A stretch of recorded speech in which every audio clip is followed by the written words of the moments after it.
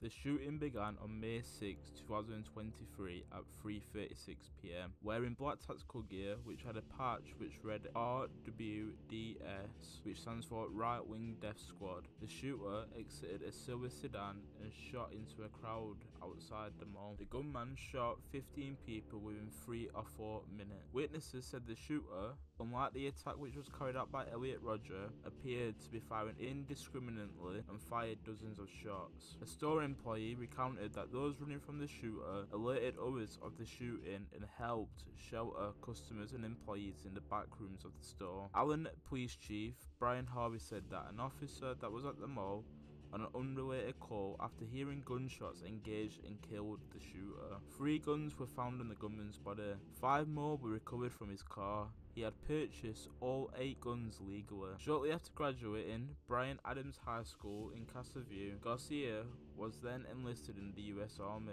in 2008, but never completed basic training. He was terminated after 3 months due to mental health concerns. Because this was an administrative separation rather than a punitive discharge, Garcia's termination by the Army would not show up on the National Instant Criminal Background Check system. In the years previous to when the attack occurred, he had been working as a security guard. During his time working as a security guard, Garcia received firearms training, which suggests that he was adequate in the use of firearms. Garcia maintained a profile on the Russian social networking platform OK.ru. On this social media account, he posted stuff which referred to extremist online forums such as 4chan, including white nationalists and anti-Semitic white nationalist provocateurs. It has been suggested that Garcia may have selected the platform because it has almost no content moderation, which means he could have uploaded anything that he wanted to. In some of the posts that he made, Garcia referred to specific incel forums and valorized a gunman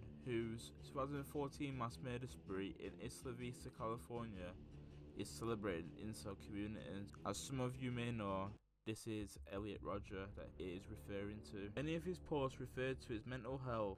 In his final post, he commented what his family might say and wrote that no psychologist would ever be able to fix him. As well as this, many of Garcia's other posts were misogynistic, railing against women, and using language which was used in incel communities. Due to there not being any engagement with the account, such as people commenting and mentioning the account, it has been suggested that this account was kept as a personal diary for him. Garcia also posted a series of links to other sites, including a YouTube channel that featured a video published on the day of the shooting. The contents of this YouTube video are him sitting in a screen mask, and then him removing the mask and claiming, "Not quite what you were expecting, huh?" This shows that he uploaded this video knowing what he was going to do. Due to this aspect of the crime, it can be argued that this was a performance crime, which mimics the crime that was carried out by Elliot Rodger, which has been previously mentioned in this video. This is because there is evidence through his social media accounts that he thought of Elliot Rodger in a martyr sort of way, and this is what Rodgers did when he carried out the shooting that he did. A performance crime has been defined by criminologists as criminal activity where people actively post or stream criminal behaviours, usually their own, either at the time of the crime or after the crime has been committed. Another aspect of this crime, which can show why it can be argued as being a performance crime, is due to Garcia posting images of the outlet in the weeks leading up to the attack, which can be argued that he was trying to add suspense to what he was planning to do, due to the posts having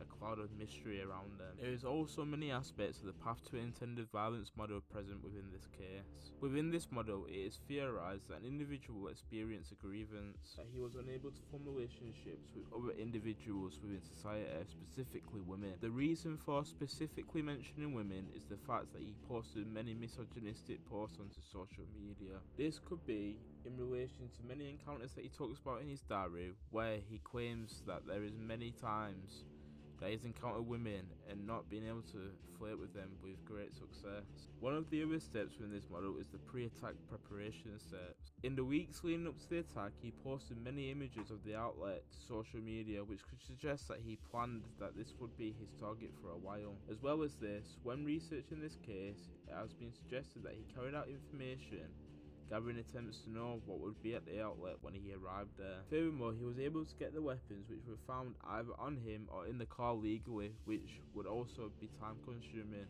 which leads to us being able to say that he put quite a bit of time into planning the attack that he carried out. He then carried out the attack, which is then the final step of the model. Unfortunately, 8 individuals lost their lives to him, and a further 7 were injured. These were the individuals that tragically lost their lives due to this attack.